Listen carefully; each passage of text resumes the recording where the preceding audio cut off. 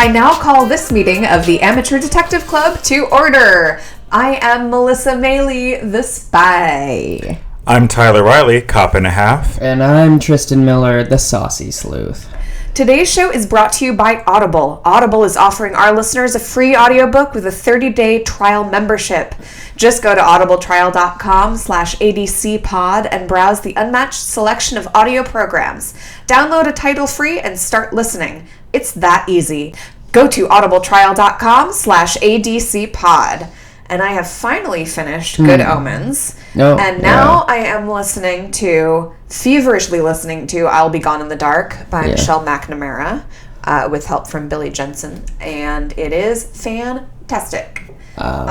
Really compelling true crime stuff. And if you like that sort of thing like I do, you should definitely check this one out if you haven't already. What are you waiting for?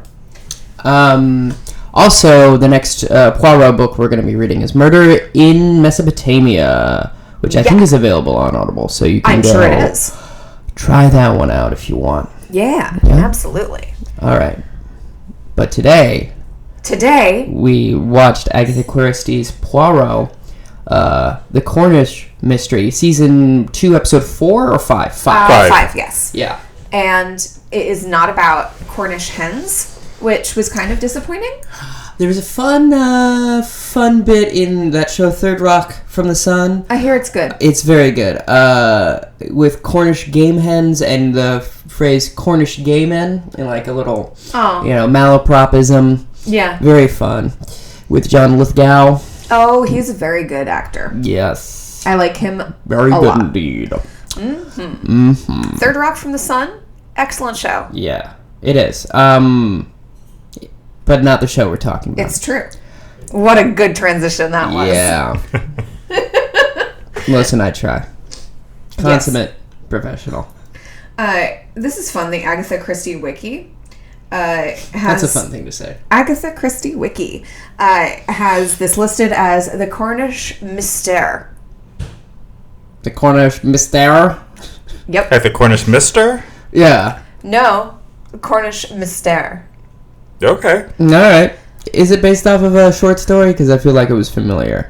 Oh, it is based off of a short story. Apparently, that's what I'm looking at. The summary of the short story. That's going to be fun because it's not going to be the exact same, but it's okay. I think we can piece it together. We're not reading to you. We're just going to refer to it for character names.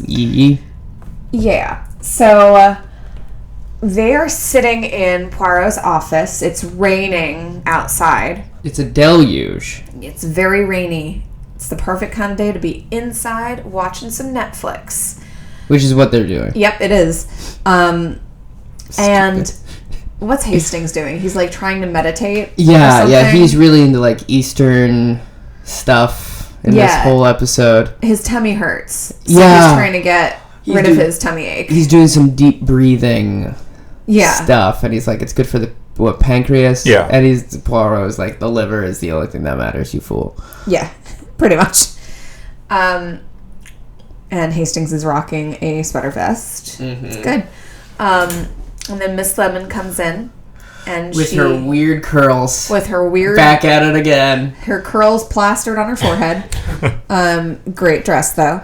And she says, there's a woman outside. And Poirot's like, okay, let her in. And she says, no. Like, outside. In the rain. She hasn't even actually said that she wants to see you. He's like, okay. Yeah. And I guess, what was it?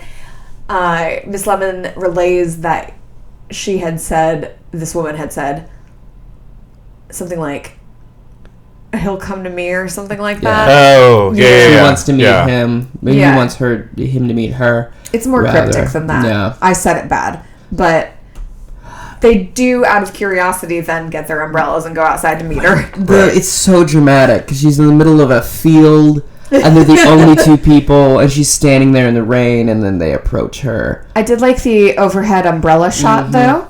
It was very good. I like umbrellas a lot. All right. Yeah, and I guess they just followed her into a field because there is not a field across from his office. They're in the park that's nearby. That is often a location, I believe. Yeah, so they followed her there. Yeah. It's Big Park. Big Park. But yeah, I think they were like, she wants to meet. Yeah, no, they don't say. No, it's where, not. Which is really it's not explicit. Yeah, it's very strange. Very fun though. Yeah, it was fun. They go out and we see them with their umbrellas. It's very dramatic. And she's like, hey, guess what? I think my husband's trying to poison me. Yeah. And Poirot asks her how she knows. Is there any reason that your husband might be wanting to poison you?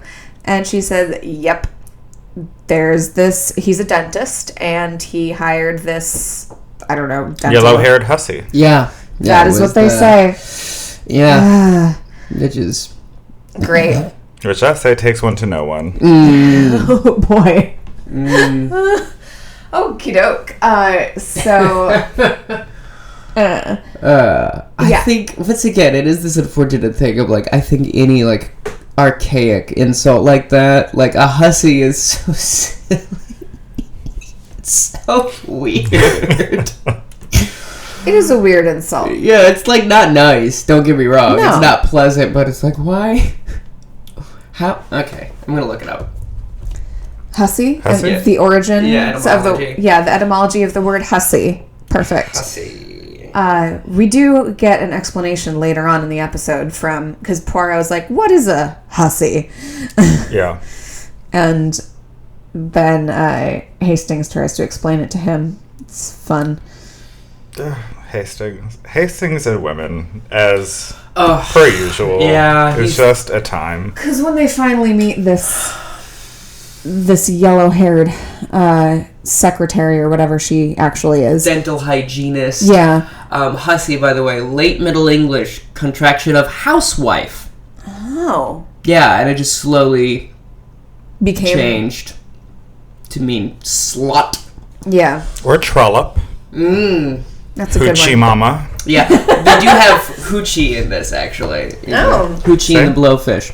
I would, if Poirot and Hastings said hoochie mama at any point, can you imagine the joy that would bring us? Hoochie mama. Yes. Has Hugh rejoined the Twitter yet? I do not believe so. I will double check. Hugh, because I will just you. need him to just make a recording of him just saying hoochie mama. Good stuff.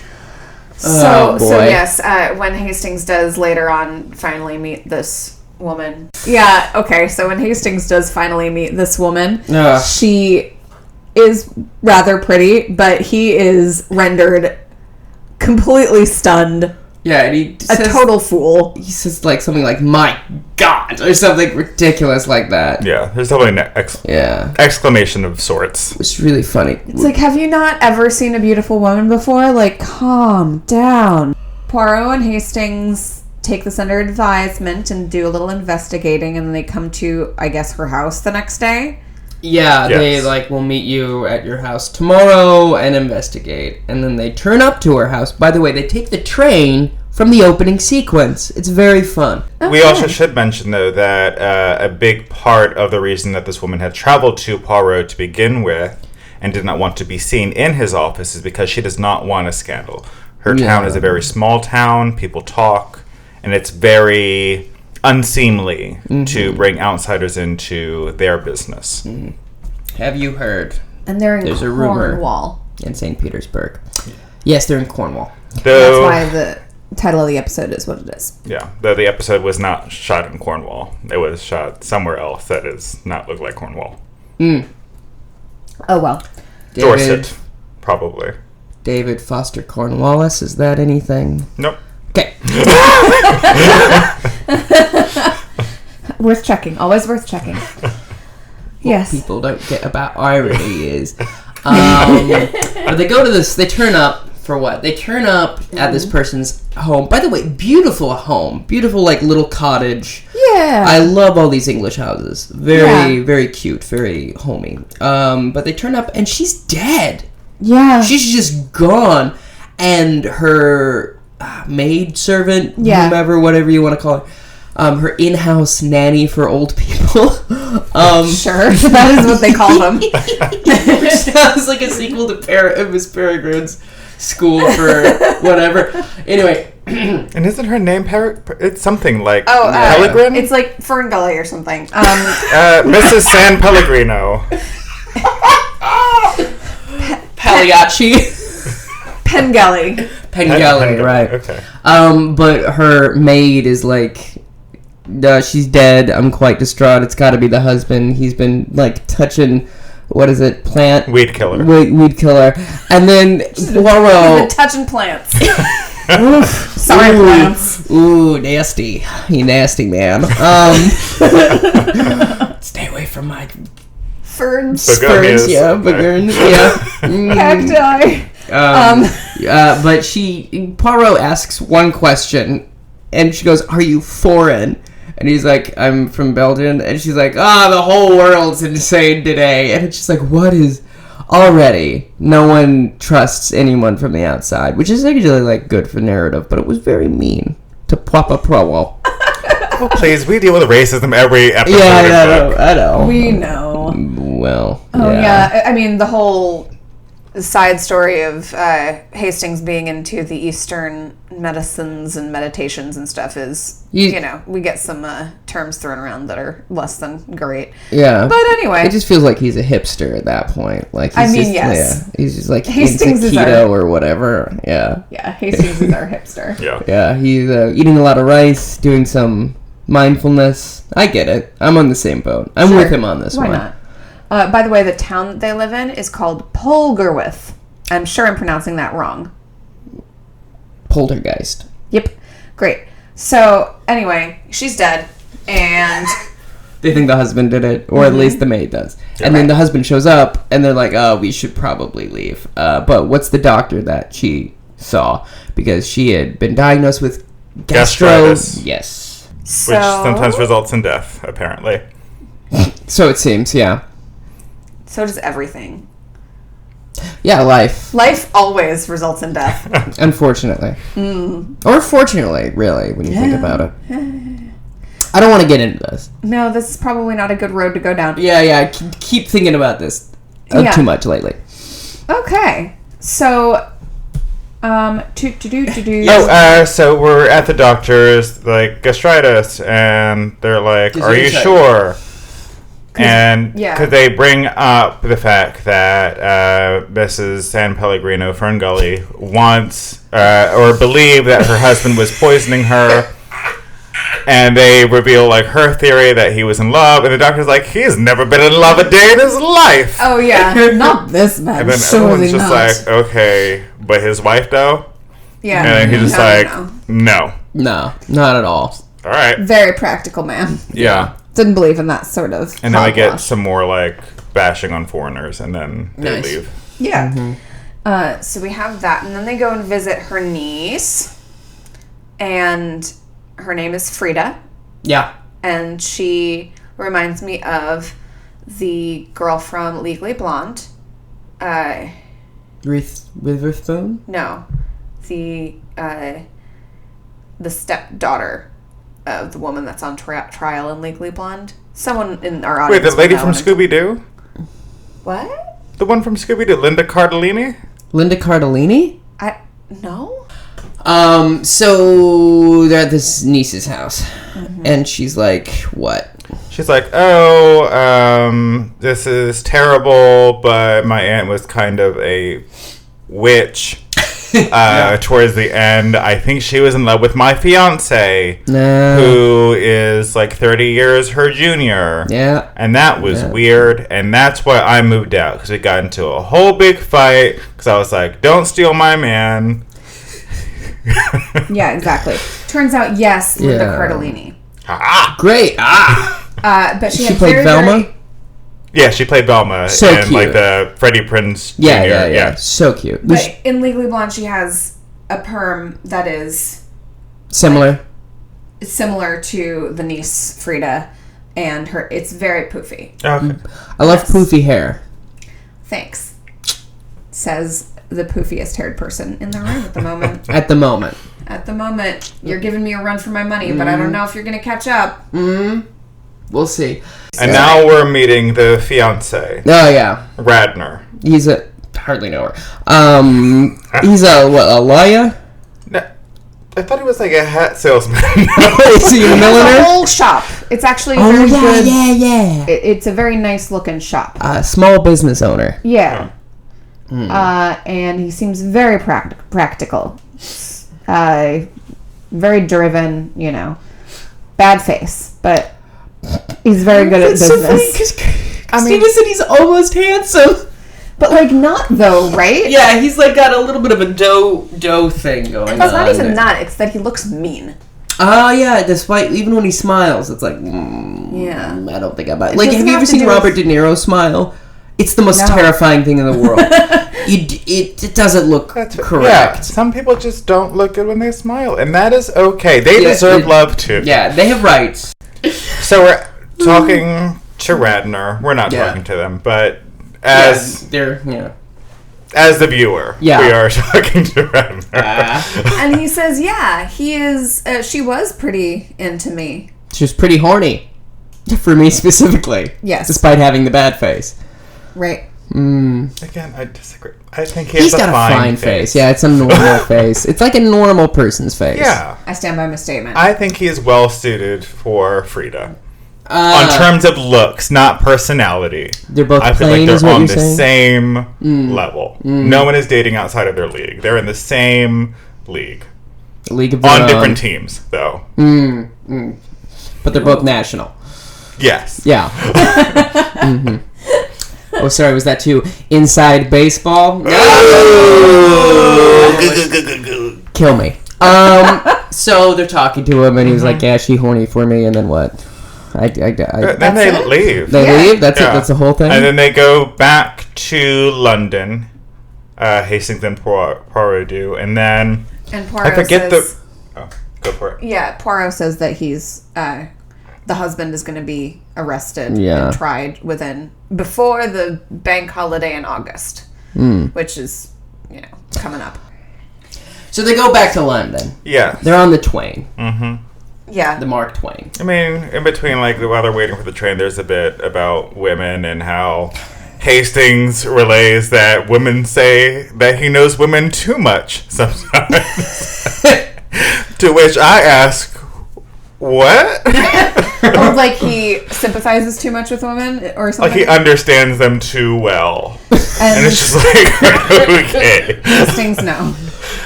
And then Poirot is like, no, you watch me and I'll show you.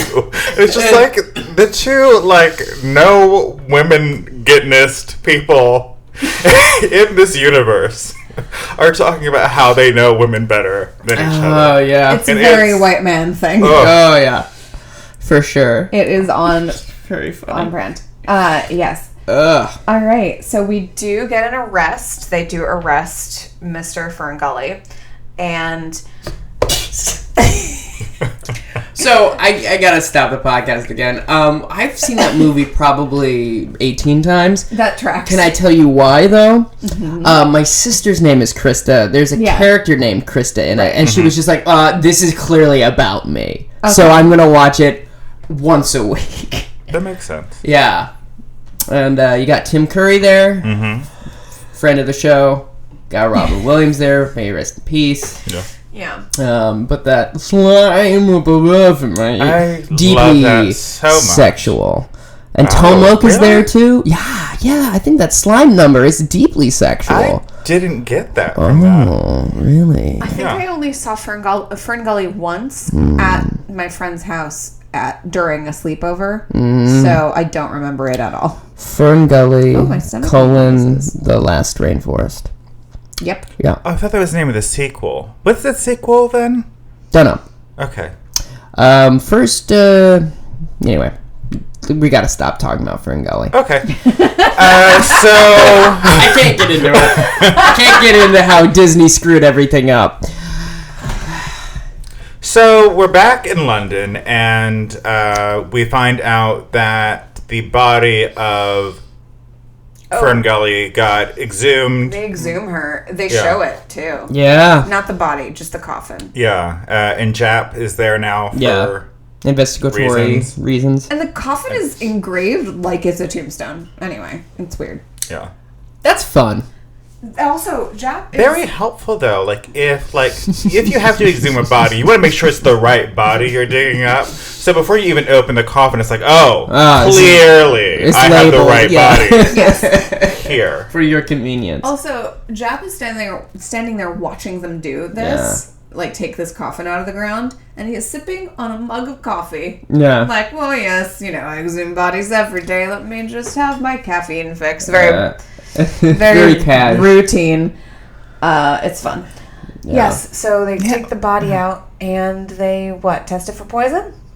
They do something. Yeah. I guess. Because then they find arsenic, like traces of arsenic, whatever. And then a weed killer, right? Presumably, yeah. Then Poirot and Hastings meet with Jap at this cafe, and they. Oh, by the way, are you familiar with the meme Muffy sis the carbs? So there's this scene in Arthur where they're at lunch, and Muffy has 2 sandwiches and then a bread roll for lunch, and there's just this caption: Muffy sis the carbs. Jap has a similar situation going on. He's 15 sandwiches on his plate, one of which Hastings just takes and starts eating, which is amazing. That would have got you slapped. Truly iconic. But anyway, they meet him at this cafe, and they're like, so it's that probably not what you think. And he's like, I think it's what I think, man. Right? That's this point. Essentially. Yeah. It's I think Poirot's doing his Poirot thing. He's I will prove to you that you're wrong. And he's like, not this time. It's open and shut. Because you got the husband. Yeah. You got the dead wife. You got the arsenic. Got the arsenic. And you got witnesses. Yeah. Yeah. So not witnesses to the murder, but people know he's been doing some shady stuff. Yeah. Yeah. And they start the trial, and everyone's testifying. And they all testify about the weed killer. Yes. The wigs are so delightful. Oh, yeah. And it also reminded me of, did you see that video going online of Boris Johnson in Parliament and how chaotic it was? Yeah. And absurd, and that man just going, it's so funny. It's very good. It's so absurd. I love it. It's just chaos. Yeah, these wigs are the wigs that they wear in court wigs. Yeah, wigs. Yeah.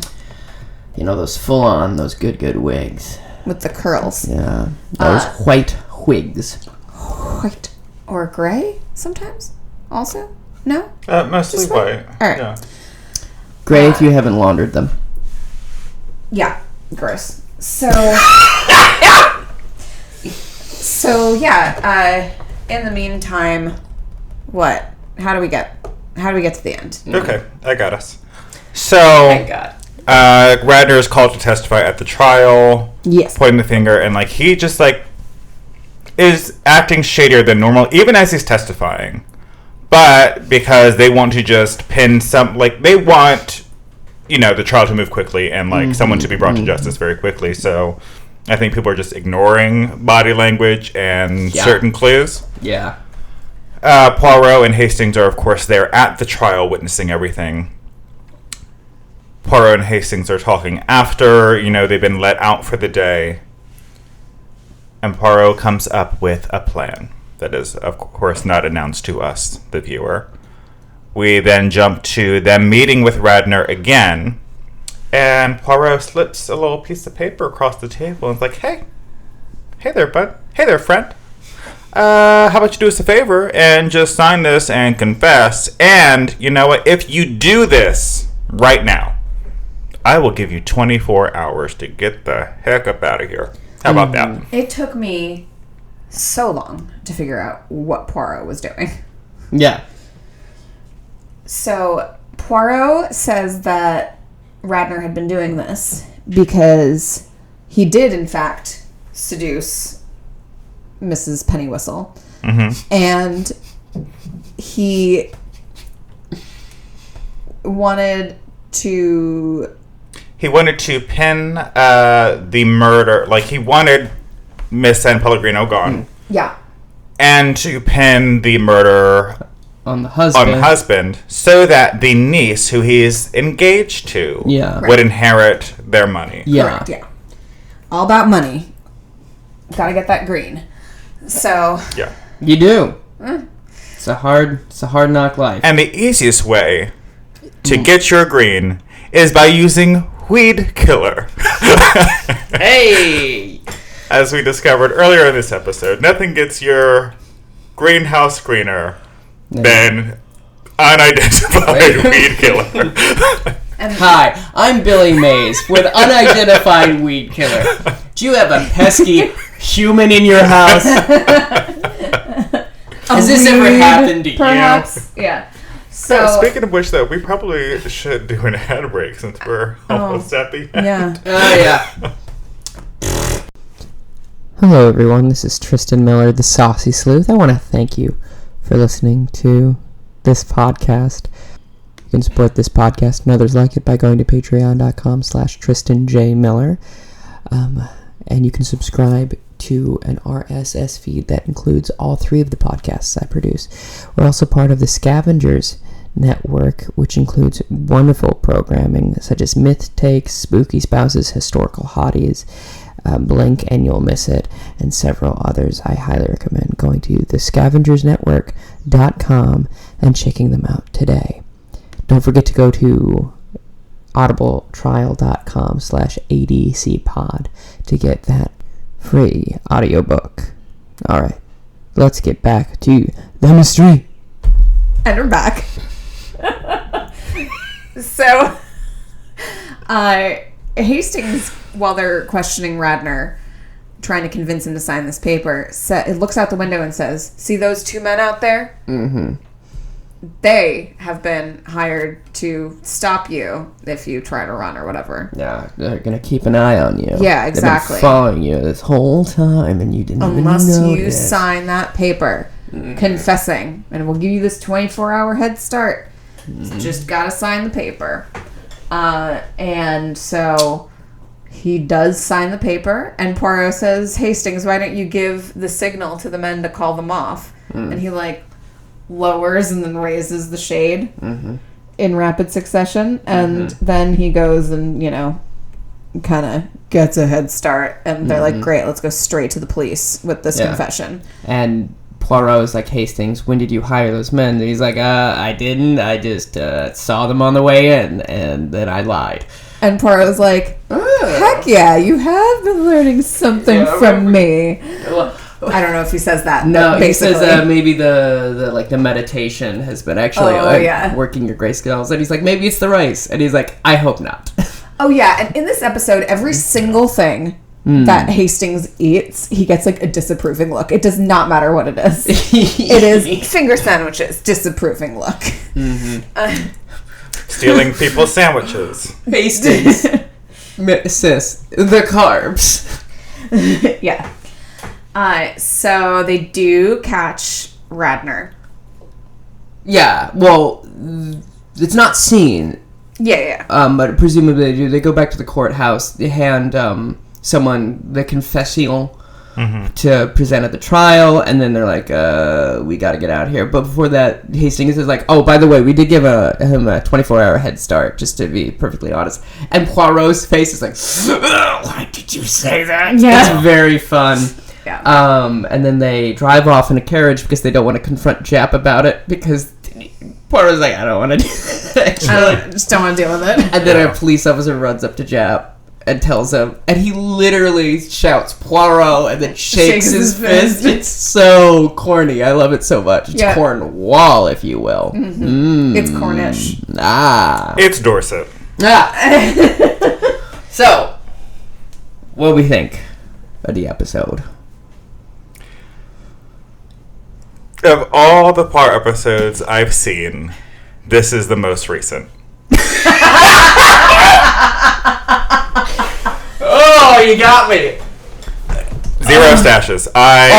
Really? Whoa! 0. Savage. I was so over it from the minute Miss San Pellegrino opened her mouth. I was like, this is going to be straight up filler, and I felt that all the way through. I did not laugh. I did not chuckle. I did not smile the entire time. I thought, like, we've been down this road before. We've heard this particular story too often. And I wasn't here for it. Mm-hmm. All right. I thought it was perfectly fine 3. Yeah.